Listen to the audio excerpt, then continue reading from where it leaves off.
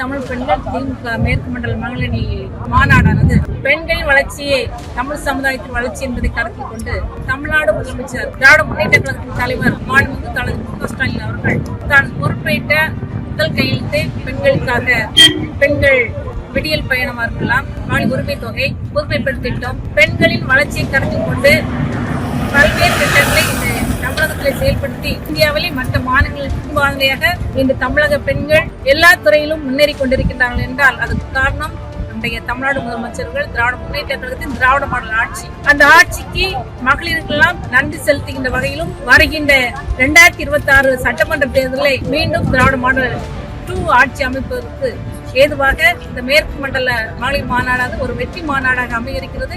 இந்த மாநாட்டிலே இந்த மேற்கு மண்டலத்துக்கு உட்பட்ட 39 தொகுதியிலிருந்தும் சுமார் 1.5 லட்சத்துக்கு அதிகமான மகளிர் வர இருக்கின்றார்கள். அந்த மகளிர் அனைவரையும் திராவிட முன்னேற்ற கழக மகளிர் சார்பாக வாருங்கள், இந்த மாநாட்டை வெற்றி பெற செய்யுங்கள் என்று கூறி விடைபெறுகிறேன்.